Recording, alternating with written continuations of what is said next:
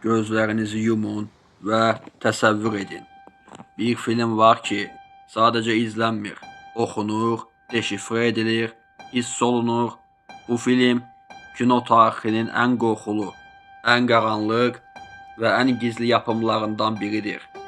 Bəzilərinə görə sadəcə bir film, bəzilərinə görə isə dünyanı idarə edən güclərin açıq etirafı. Stanley Kubrick bu filmi bitirdikdən cəmi 4 gün sonra öldü. Film gizlədildi, səhnələrin içində isə masonluq, illuminati, gizli ayinlər və qadağan olunmuş simvollar vardı. Bəs Kubrick nəyi demək istəyirdi? Bu sadəcə təsadüf mü idi? Yoxsa o deyilməməli olanı dediyi üçün susturuldu mu? Əgər hazırsınızsa, indi sizi Eyes Wide Shut filminin pərdə arxası qaranlığına aparıram. Gözləri tamamilə bağlıdır. Bu film bəlkə də kino tarixinin ən gizəmli filmlərindən biridir. Çünki onun içində xəyal belə edə bilməyəcəyiniz bəzi səhnələrin içinə ustalıqla yerləşdirilmiş elə gizli məlumatlar və şifrələr var ki, izləyərkən sanki kimsə nələrsə deməyə çalışır, amma bunu sözlə ifadə etməkdən qorxurmuş kimi hiss edirsiniz. Ağlısınız. Çünki filmin rejissoru Kubrick bu filmi tamamlayıb Warner Bros.'a göstərdikdən cəmi 4 gün sonra səbəbsiz yerə öldü və film ictimaiyyətdən gizlədildi. Niyə gizlədildiyinin sirri isə yeni üzə çıxır. Bəzi mütəxəssislərə görə bu film illuminati və masonluğun sirlərini açıq şəkildə ortaya qoyurdu və rejissor bu səhvinə görə aradan götürüldü. Filmin mövzusu bir həkimin dostu vasitəsilə gizli bir mason toplantısına qatılması və orada şahid olduğu hadisələr, ard-arda baş verən təəccüblü olaylar haqqındadır. Filmin əvvəlində bir səhnədə həkim və arvadının ölkənin nüfuzlu şəxslərinin qatıldığı bir ziyafətə daxil olduqları göstərilir. Amma diqqət edilməsi lazım olan məqam, ziyafətə girərkən keçdikləri dəhlizin döşəməsinin dama naxışlı olmasıdır. Dama naxışlı döşəmələr masonların mühüm simvollarındandır və mason lojalarının xüsusi otaqlarının döşəmələri məhz bu naxışlarla örtülür. Həkim və arvadı ziyafət salonuna girdikdə isə salonun hər yerində 6 güşəli ulduzların olduğu görünür. 6 güşəli ulduz bugün İsrail bayrağında da olan və masonluğun ən böyük simvollarından biridir. Yenə bu səhnədə həkimin arvadının yanına gələn bir adam özünü tanıdır və Macar olduğunu deyir. Kubrick kimi bir rejissorun bu adama niyə xüsusilə Macar olduğunu dedirtməsi üzərində düşündükdə, satanizm təriqətinin qurucusu Anton Sador'un da Macar olduğunu görürük. Bu səhnədə özünü Macar kimi təqdim edən adamın adı da olduqca maraqlıdır. Sandor Savor. Satanizm təriqətinin qurucusu ilə çox oxşar bir addır. Eyni səhnədə bir neçə qadın həkimin yanına gəlir. Qadınlardan biri həkimə İngilis kral ailəsindən danışdıqdan sonra özünün Rockefeller Plaza'da çalışdığını deyir. Çox maraqlıdır. Eyni səhnədə həm satanizm təriqətinin qurucusu Anton Sador, həm İngilis kral ailəsi, həm də dünyanın ən gizəmli ailələrindən biri və masonluqla, illuminati ilə ən üst səviyyədə əlaqəli olan Rockefeller adı çəkilir. Daha sonra bu iki qadın həkimin qoluna girir. Həkim hara gedirik deyə soruşduqda qadınların cavabı olduqca maraqlıdır. Göy qurşağının bitdiyi yerə.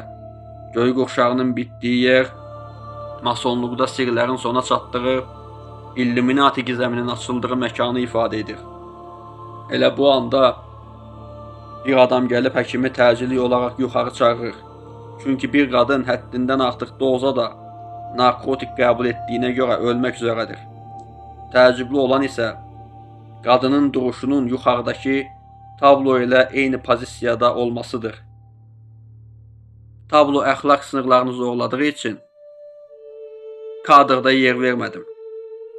Bu səhnədən bir müddət sonra həkim piyanoçu olan bir dostunun çaldığı kafeyə əylənməyə gedir. Piyanoçu dostu həkimə buradan sonra başqa bir yerdə piyano çalacağını, amma haraya gedəcəyini bilmədiyini deyir. Çünki piyano çalarkən gözlərinin bağlandığını da əlavə edir. Həkim maraqlanıb özü də ora necə gedə biləcəyini soruşur. Piyanoçu dostu isə ona girişində şifrəsi olan, şəhərdən kənarda yerləşən böyük bir evdən bəhs edir. Şifrə isə sədaqətdir. Amma içəri girmək üçün maska taxmaq şərtdir. Üz heç vaxt görünməməlidir. Həkim oradan çıxıb mason lojasının yanında yerləşən, üzərində göy qurşağı simvolu olan bir maska dükanına gedir. Geyimini alıb şəhərdən kənardakı bu böyük evə çatır. Bəs sizcə bu ev haradır və kimə aiddir? Çox təəccüblənəcəksiniz. Dünyanın ən zəngin və ən gizəmli ailələrindən birinə məxsus olan Rothschild malikanəsi. Həkim evə mason simvolu olan iki sütunun arasında daxil olur. İçəri girdikdə isə son dərəcə qəribə və qorxuducu bir ayinin icra edildiyini görür. Ortada çılpaq qadınlar və əllərində tütsü tutub mənası bilinməyən sözlər oxuyan iki rahib var. Ətrafda isə yüzləri maskalı, bədənləri örtülü qəribə insanlar dolaşır.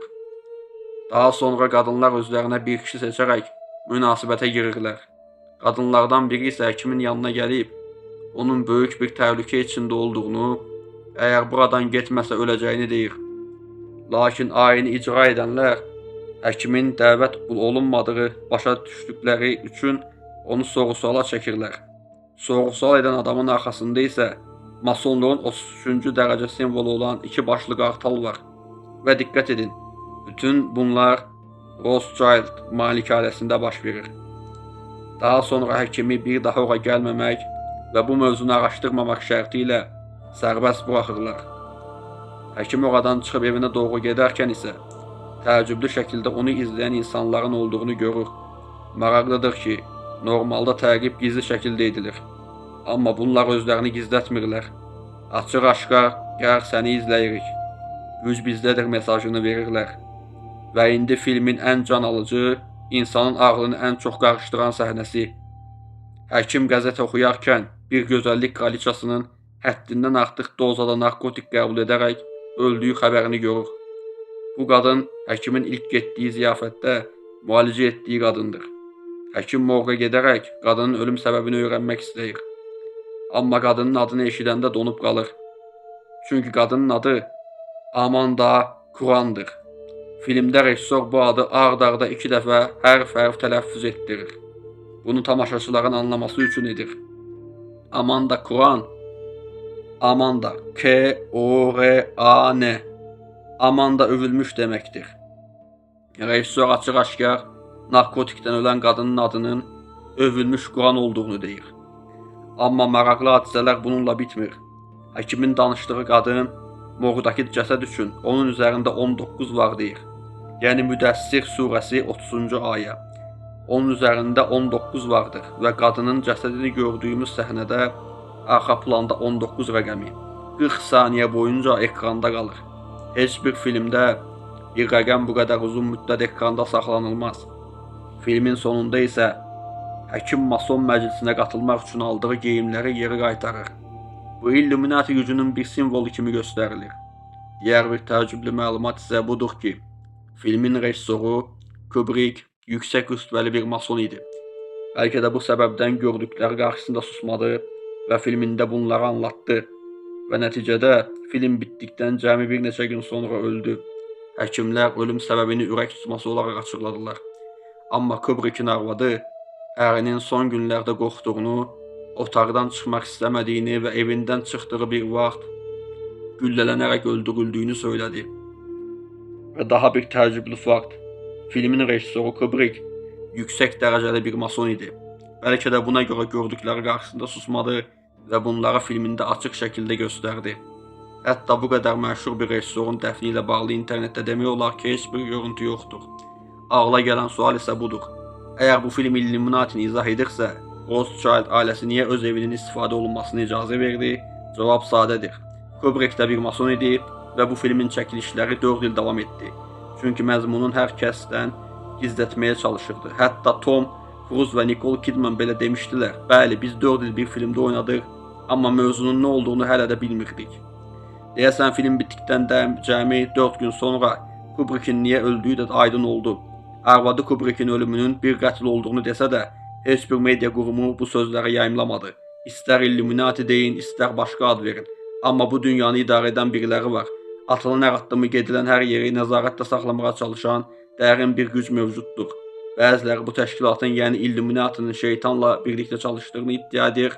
Əgər diqqət etsəniz, Kubrick bu filmdə sehir səhnələrinə və qeyri-adi sözlərin oxunduğu gizemli dini ayinlərə böyük bir həssaslıqla yanaşır. Məncə bu bir çox sirrin açılması üçün kifayətdir. Gördükləriniz sadəcə bir film idimi? Yoxsa Kubrick'in son etirafı, bəlkə də bu dünyanı idarə edən güclər həqiqətən var. Bəlkə də biz hər gün gördüyümüz simvolların, eşitdiyimiz adların arxasında gizlənən həqiqətləri fərq etmirik. Və bəlkə də Stanley Kubrick bu filmi ilə bizə bir mesaj buraxdı, amma bu mesajı anlayanların sayı çox az oldu. Sizcə bu film təsadüflərdən ibarətdirmi, yoxsa hər detal bilinçli şəkildə yerləşdirilib? Fikirlərinizi mütləq şərhlərdə yazın. Əgər bu cür tarixi gizemli qaranlıq simvollar və pərdə arxası həqiqətlər maraqlıdırsa, kanala abunə olmağı və videonu bəyənməyi unutmayın. Çünki burada görünməyənlər danışılır. Növbəti videoda görüşənədək Yasin Orucov. Sağ olun və Allah amanında qalın.